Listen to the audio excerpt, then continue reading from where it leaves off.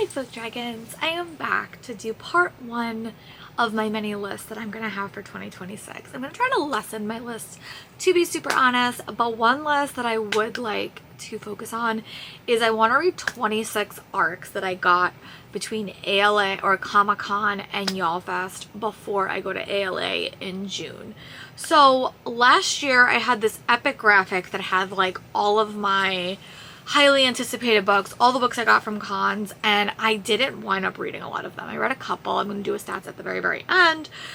Most of these books are going to be fantasy leaning because I do read a lot more physically fantasy than I do, but I did put one or two on here that are mystery thrillers. So yeah, let's start with the one lone thriller on my TBR. It is The Escape Game by Marissa Meyer and Tamara Moss. This comes out in April. And it's all fun and games until someone ends up dead. It's a rising star, Tamara Moss, where a series of escape rooms where 4 teens must solve the biggest puzzle in all. Who killed Angela Angelus? So, yeah. I got this one at Comic-Con, and I really have liked Marissa Meyer in the past, and I'm excited she's writing a thriller, so that'll be exciting.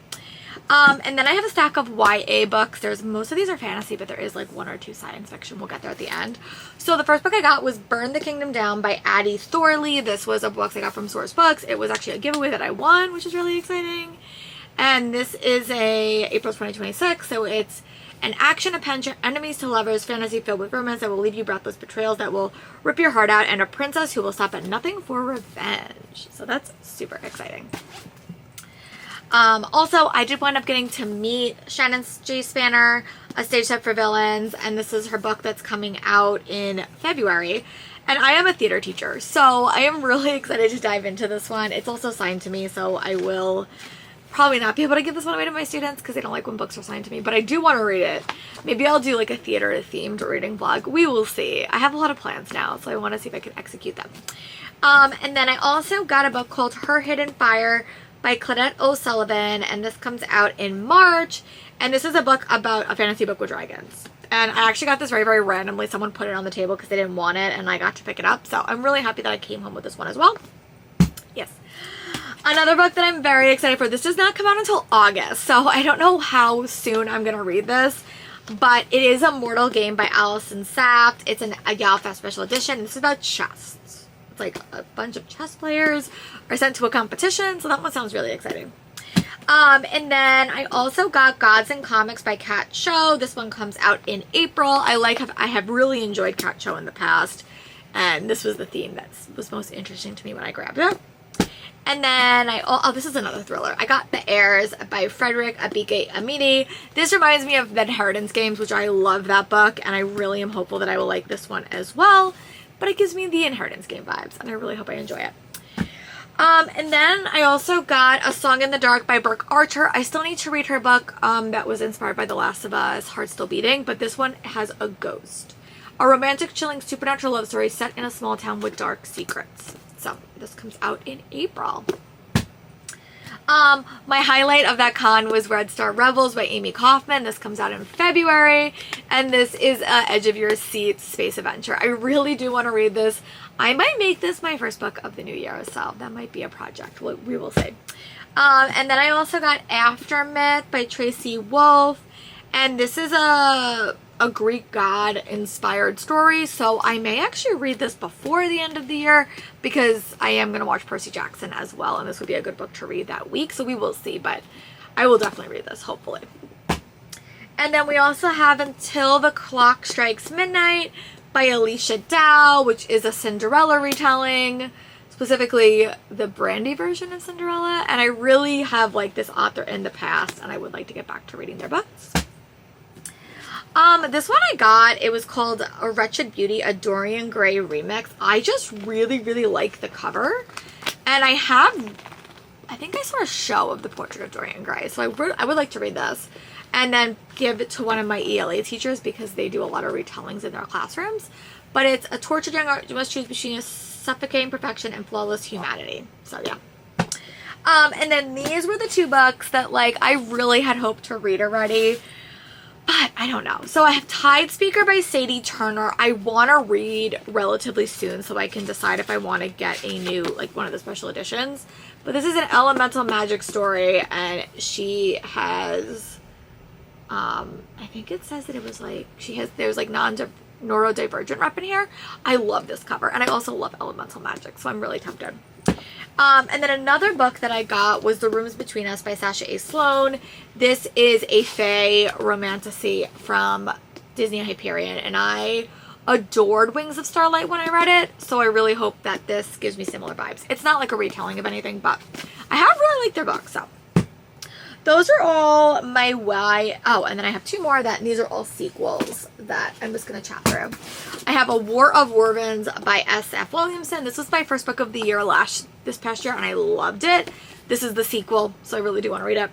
And then we have also The Thorn Queen by Sasha Payton Smith, which comes out in April or March, and this is the sequel to The Rose Bargain. So yeah, those are all my YA books, and now let's get into my cozy books. I really do I like a good cozy read, so let's get into that. So here are some cozy books on my TBR. One is Agnes Ambergene Mythical Cat Shelter by Heather Fawcett.